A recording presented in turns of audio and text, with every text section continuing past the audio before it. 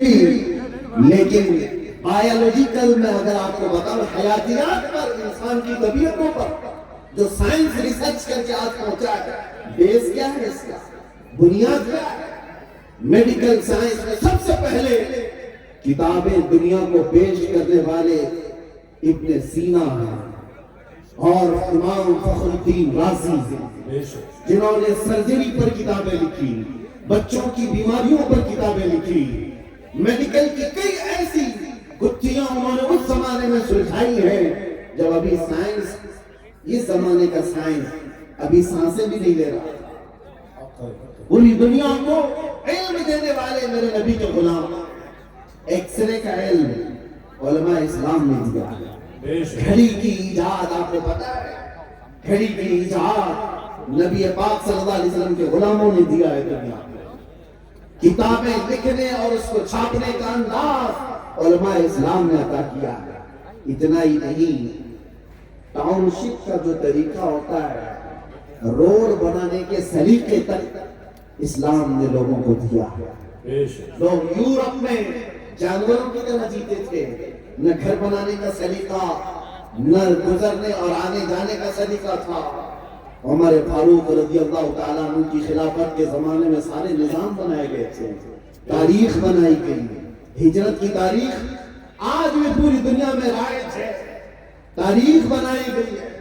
اسلام ایک شعبے میں تھوڑی، ہر شعبے میں تجارت کے جو اصول بنائے گئے، لاؤ دنیا میں یہ کوٹ وغیرہ سب چیزیں کتنے سالوں بعد آ کر کے بنی، آج آ کر کے بنی کہ تمہارے اندر خرید و فروخت میں کوئی دھوکہ دھڑی ہوتی ہے تو کیس کر کے تم اپنا حق حاصل کر سکتے ہو۔ 1400 سال پہلے اسلام یہ نظام لے کر کے آیا، چھوٹی سی چیز کو بھی خریدنے کے لیے، چھوٹی سی چیز کو بیچنے کے لیے کیا نظام تمہارے درمیان ہونا چاہیے، کتنا تمہارے اندر امانت داری ہونی چاہیے۔ میرے آقا صلی اللہ تعالیٰ علیہ وسلم نے فرمایا، تمہارا بھائی اگر کوئی چیز کو خریدنے کے لیے بولی لگا دیا ہے تو دوسرے کو اس بولی پہ بولی لگانا حرام ہے، حرام ہے۔ جب تک اس کی تجارت ڈیل اس کی مکمل نہ ہو جائے، دوسرا خریداری کی بات نہ کرے۔ نیلامی کی بات نہیں کر رہا ہوں، خرید و فروخت کی بات کر رہا ہوں۔ یہ تمام اسلام نے اصول 1400 سال پہلے بیان کیے۔ یہ صرف تجارت کے نظام نہیں، بچوں کے آداب، ان کی تربیت کے انداز۔ جب لوگ اب بیٹی پیدا ہونے پر ناک پھونس کرتے تھے، آج بھی ہمارے ملک میں وہ پرانی روایات کو فالو کرنے والے جاہل لوگ موجود ہیں۔ بیٹی پیدا ہو جائے تو ان کو افسوس ہونے لگتا ہے، کئی تو طلاقیں ہو گئی اس بات پر۔ عورت نے بیٹی پیدا کی، ایک ہوئی، دو ہوئی، تیسری ہوئی تو شوہر نے کہا چلی جا تو گھر، سسرال نے بھیج دیا۔ ارے بیٹی پیدا کرنا اس عورت کے ہاتھ میں ہے۔ اور میرے آقا صلی اللہ تعالیٰ علیہ وسلم نے کیا فرمایا، جس کی 2 بیٹیاں ہوں اور ان کو ادب سکھائے اور شادی کر کے دے دے تو اس پر میری شفاعت واجب ہے۔ ایک صحابی آئے، انہوں نے کہا یا رسول اللہ میری ایک ہی بیٹی ہے، 2 بیٹیوں پر فضیلت حضور نے بیان، انہوں نے کہا میری ایک بیٹی ہے۔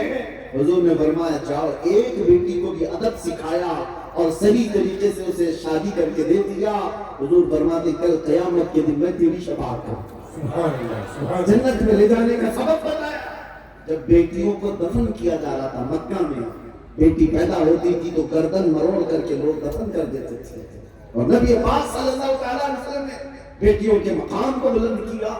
اور بیواؤں کو تو اب شگن سمجھا جاتا تھا، آج بھی ہیں دوسرے سماج میں، میں جانتا ہوں ان کو اب شگن سمجھا جاتا ہے، ان کو سفید کپڑے پہنا کر کے محلوں سے الگ رکھا جاتا ہے۔ ودوا عورت لوگوں کے محلے میں نہیں آ سکتی۔ یہ تمام خرافات دماغوں سے 1400 سال پہلے نکالے۔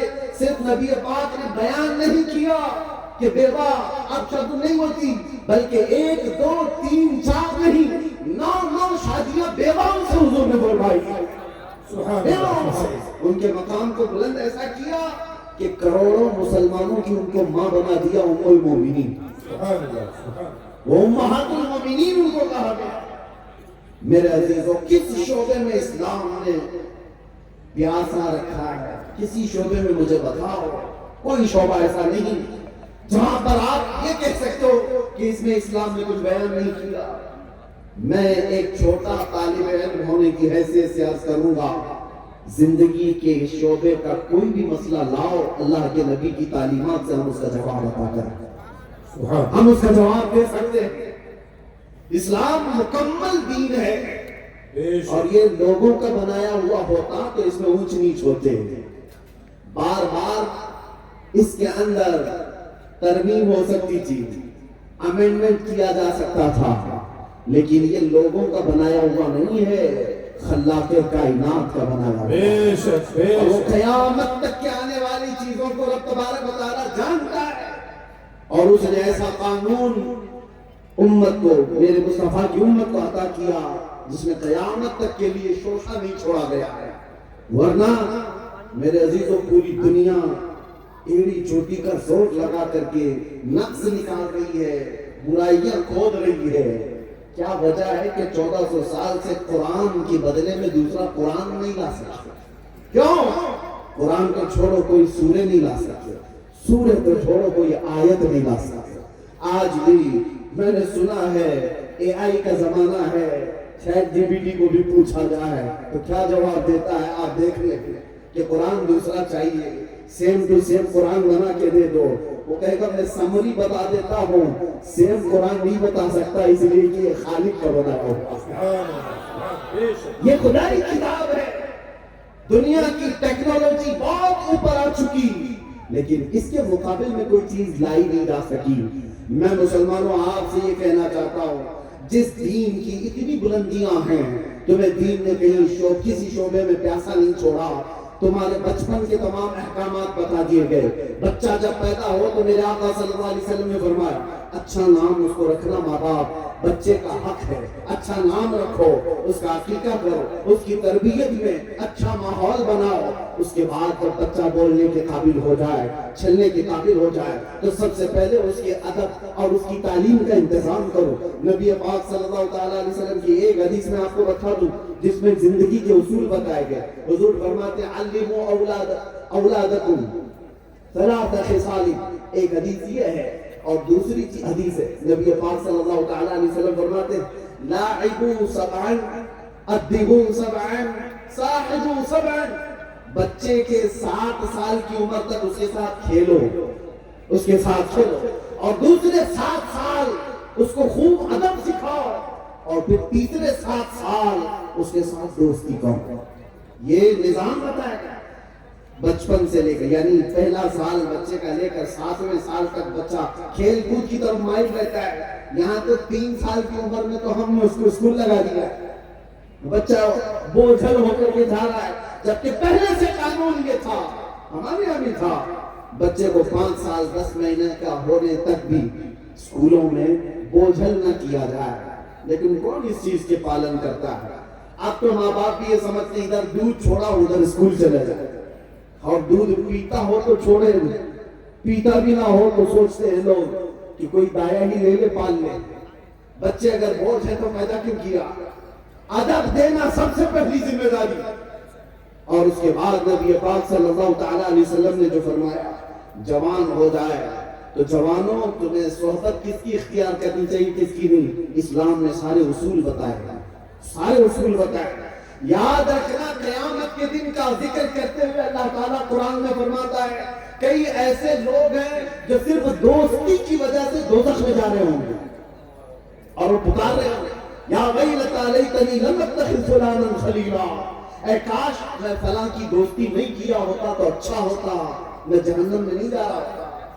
نوجوانوں دوستی کس سے کرنی ہے یہ بھی اصول اسلام نے بتایا ہے۔ تم اگر نشیڑیوں کے ساتھ دوستی کر رہے ہو تو صرف اس کا اثر یہی نہیں ہوتا، اس کا اثر قیامت کے دن بھی ہوگا، اس کا اثر قیامت کے دن بھی ہوگا۔ اور یہ بچوں کے بگاڑ کی ایک سب سے بڑی وجہ ہے، اسلام کے اصول اگر پڑے ہوتے تو تمہارے بچے آوارہ نہیں ہوتے۔ جس علاقے میں جائیں ہم سے لوگ یہ کہتے ہیں کہ حضرت ہمارے علاقے کے لوگ جوا میں زیادہ ہو گئے، ہمارے علاقے کے لوگ نشہ میں زیادہ ہو گئے۔ کون سا علاقہ خالی رہ گیا؟ اے نوجوانوں کیا تم نشہ کے لیے پیدا ہوئے ہو؟ کیا تم جوا کے لیے پیدا ہوئے ہو؟ یاد رکھنا میرے آقا صلی اللہ تعالیٰ علیہ وسلم کی حدیث ہے، جوا کھیلنے والا اگر وہ مسجد کے اندر آ کر وضو بھی کر لے تو وہ خنزیر کے خون سے اپنے آپ کو ملتا ہے. ہاں اس کو آسان نہ سمجھو.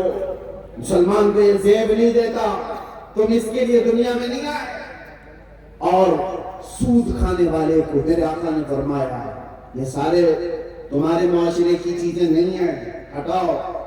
یہ کوئی انٹرٹینمنٹ نہیں ہے جو لوگ راتوں رات کروڑ پتی بننے کے لیے بیاج کے کاروبار, بڈی کے کاروبار, اور اس کو نام کچھ بھی دے دو. گناہ ہے. ہاں گوبر کو مخمل میں لپیٹنے سے وہ حلوہ نہیں بن سکتا. یاد رکھو سود کے کاروباریوں اگر کوئی ہے تو کان کھول کر کے سنو. مجھ سے لوگ یہ کہتے بھی ہیں, ایک علاقے میں ہم گئے تھے, ٹرسٹی لوگ مسجد کے کمیٹی والے آ کر کے کہے مولانا آپ اچھا بیان کرتے ہیں, سب بیان کیجئے, سود پر مت بولیے. اس لیے کہ علاقے کے کئی لوگ ہمارے فائنانس کا کام کرتے ہیں. مجھے بات یاد ہے 1.5 گھنٹے میں نے صرف سود پہ ہی بیان کیا. بلانا ہے بلاؤ, نہیں بلانا ہے مت بلاؤ. ہمارے نبی پاک کی شریعت سے کوئی سمجھوتا